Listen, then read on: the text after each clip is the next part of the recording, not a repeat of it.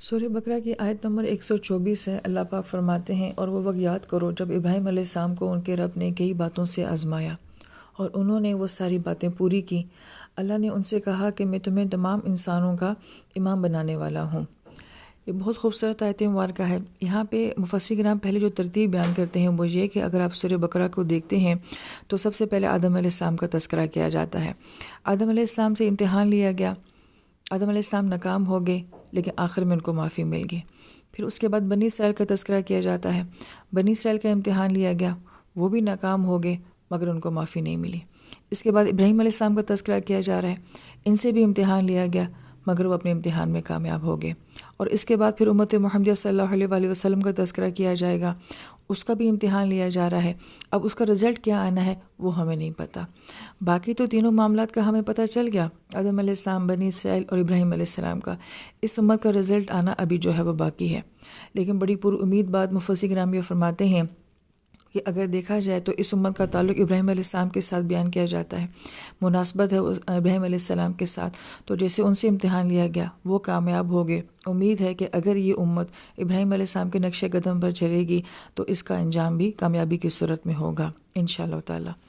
پھر آیت مبارکہ میں ابراہیم علیہ السلام کا نام لیا گیا ہے، تو اس کی ایک تحقیق جو بیان کی جاتی ہے کہ ابراہیم علیہ السلام ہیبرو زبان کا لفظ تھا جو کہ اب، رب اور ہام پر مشتمل تھا۔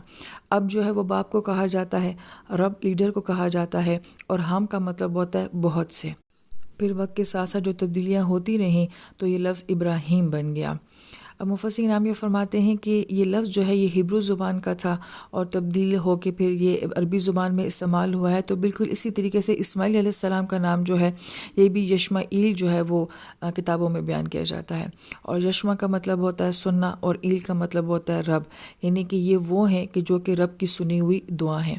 اس لفظ کی مناسبت جو ہے وہ اسماعیل سے بھی نظر آتی ہے کہ اسماعیل میں یشمعیل کا ایک طرح سے تاثر جو ہے وہ پایا جاتا ہے۔ اور جب دعا بیان کی جاتی ہے ربنا تقبل منا انک انت السمیع العلیم، تو گویا کہ وہ وقت جب ابراہیم علیہ السلام اسماعیل علیہ السلام کے ساتھ یہ دعا مانگ رہے تھے اس گھر کی قبولیت کے لیے، تو سمیع العلیم جو کہا گیا ہے تو گویا کہ اس میں ایک طرح سے ایک نقطہ بیان کیا جاتا ہے کہ جیسے اسماعیل علیہ السلام ایک میری سنی ہوئی دعا ہے جو آپ نے مجھے دیے ہیں، تو اسی طریقے سے اللہ تعالیٰ ہماری ان دعاؤں کو بھی قبول فرما لیں۔ واللہ عالم۔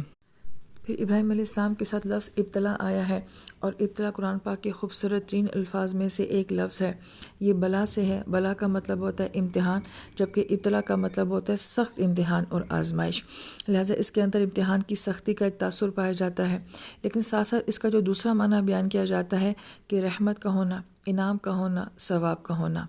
اور غور طلب بات ہے کہ جہاں کہیں بھی قرآن پاک میں یہ لفظ آیا ہے کہ جب کبھی انسان کے اوپر کوئی سخت ابتلا یا مشکل یا امتحان آتا ہے تو گویا کہ اس کے اندر اللہ تعالیٰ کا انعام چھپا ہوا ہوتا ہے، رحمت چھپی ہوئی ہوتی ہے، ثواب چھپا ہوا ہوتا ہے۔ اب چونکہ یہ لفظ ابراہیم علیہ السلام کے ساتھ آیا ہے تو ابراہیم علیہ السلام کو شدید ترین امتحانات میں جو ہے وہ ڈالا گیا، اور جب جب آپ سے جو جو امتحان لیا گیا اللہ پاک نے اس کا آپ کو بہترین انعام دیا۔ اس کی ایک مثال یہی ہے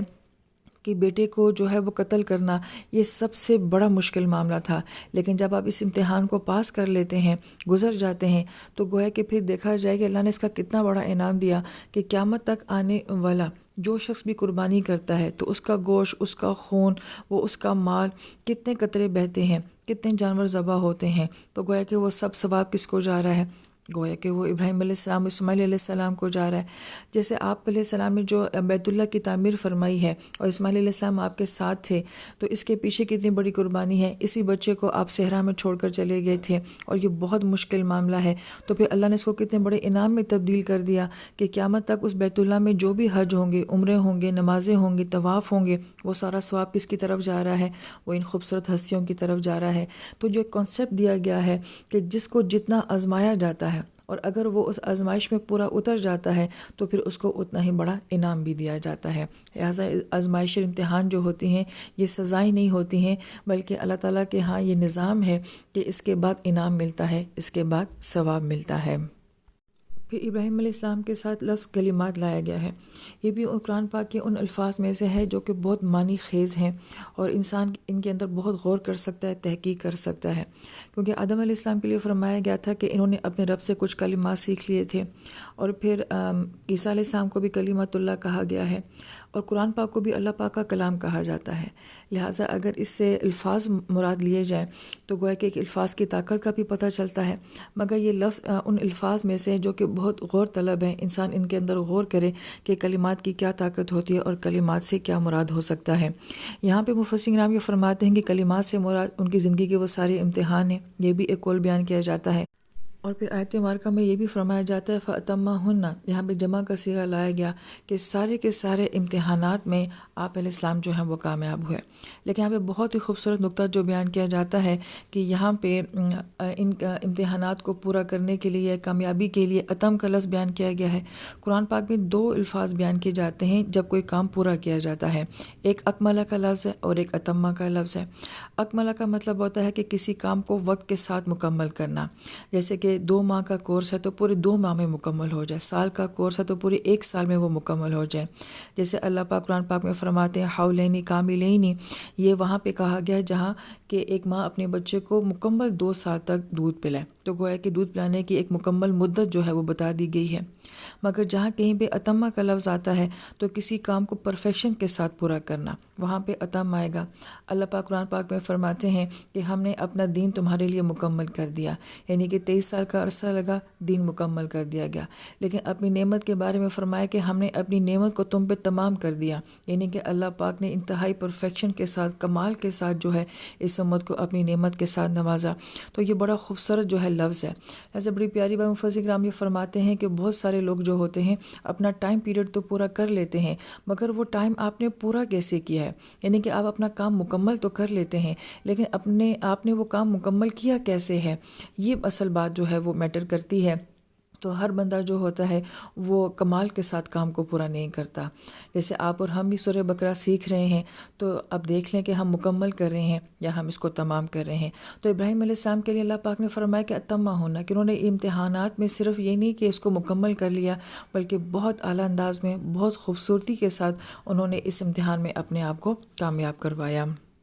پھر جب کوئی آپ کام مکمل بھی کر لیتے ہو اور پرفیکشن کے ساتھ بھی کرتے تو اس کے بعد پھر کیا ہوتا ہے، پھر آپ کو انعام دیا جاتا ہے۔ تو پھر اللہ پاک یہاں پہ فرماتے ہیں کہ اس کا انعام ہم نے کیا دیا کہ ہم نے کل انسانیت کے لیے آپ کو امام بنا دیا۔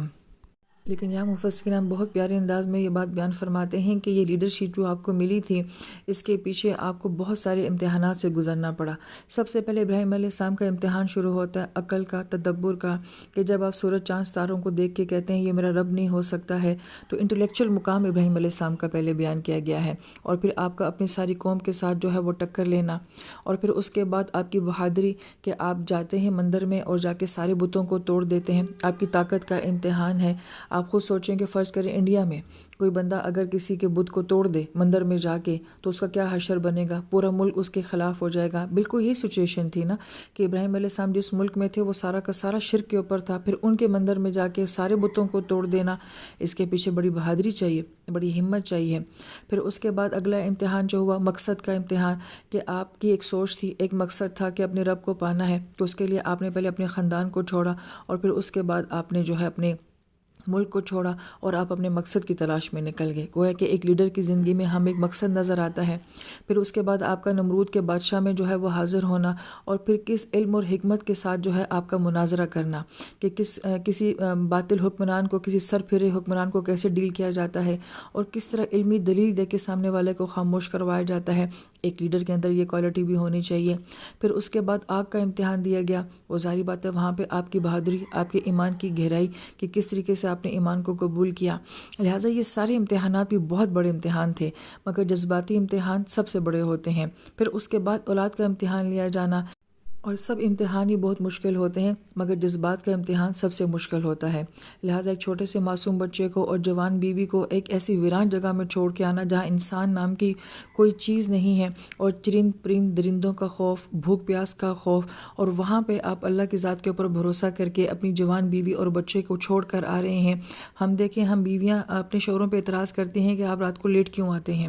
ہم یہ برداشت نہیں کرتی ہیں کہ ہمیں چند دنوں کے لیے آپ اکیلے گھر میں چھوڑ کے چلے جائیں، ہم کہتے ہیں ہمیں ڈر لگتا ہے، تو کیا حجرہ علیہ السلام کو وہاں پہ ڈر نہیں لگا ہوگا؟ اور وہ چھوٹا معصوم بچہ، ہم بیویاں کتنا اپنے شوہروں سے لڑتی ہیں کہ آپ بچوں کے یہ حقوق پورے نہیں کرتے، یہ چیزیں نہیں پوری ہو رہی، وہ چیزیں نہیں پوری ہو رہی، تو وہ بھی تو کہہ سکتی تھی کہ یہ کھائے گا کہاں سے، یہ پیے گا کہاں سے، یہ رہے گا کیسے، آپ کیسے باپ ہیں اور آپ اپنے حقوق ادا نہیں کر رہے اور آپ کو ہماری فکر ہی پرواہ نہیں ہے۔ لیکن کیا سبحان اللہ اس خاندان کا مزاج نظر آتا ہے کہ وہ صرف اتنا پوچھتی ہیں کیا یہ اللہ کا حکم ہے، اور ابراہیم علیہ السلام بغیر مڑے جواب دیتے ہیں ہاں یہ اللہ کا حکم ہے، پیچھے مڑ کے بھی نہیں کہتے، ایکسپلینیشن بھی نہیں دیتے، بیوی کو صفائیاں بھی نہیں دے رہے ہیں، اور پھر اس کے بعد وہ یہ فرماتی ہیں کہ اگر اللہ کا حکم ہے تو پھر وہ ہمیں ضائع نہیں کرے گا۔ میں اپنے آپ کو جب اس مقام پہ رکھ کے دیکھتی ہوں تو میں اپنے آپ کو انتہائی نچلی سطح پہ پاتی ہوں کہ ہماری تو یہ سوچ، یہ معیار اور یہ ظرف ہی نہیں ہے کہ اگر ہمارے ساتھ یہ امتحان ہو تو ہم اپنے شوہروں کے ساتھ کیا کریں، اور ان لوگوں کا کیا مقام تھا سبحان اللہ۔ اور پھر اس امتحان کے بعد اولاد کو جب وہ اس عمر میں پہنچ جائے، جب وہ 12-13 سال کا ہو، آپ کو اپنے بڑھاپے کا سہارا نظر آ رہا ہو، اور ایک جوان بچے کی محبت اور طریقے سے باپ کے دل میں ہوتی ہے، اور اس وقت میں کہہ دینا کہ اس کو جو ہے وہ ذبح کرنا ہے، یہ تمام امتحانوں کی ایک پیک تھی، مگر یہاں بھی آپ کامیاب ہو گئے۔ بعض مفسرین کرام یہ فرماتے کہ ان سب سے بڑا امتحان پھر یہ ہوا کہ آپ کو امام بنا دیا گیا، کیونکہ کسی انسانیت کے لیے لیڈر بن جانا یہ آسان کام نہیں ہوتا، اس کے اندر بھی بہت آزمائش ہوتی ہے، بہت امتحان ہوتا ہے، لیکن اتنے سارے عقلی، علمی، روحانی اور تمام امتحانات سے گزر کے پھر ابراہیم علیہ السلام کو فائنلی کہا گیا کہ آپ جیسے انسان جو ہے وہ کل امت کے لیے نہیں بلکہ کل انسانیت کے لیے ایک لیڈر ہے۔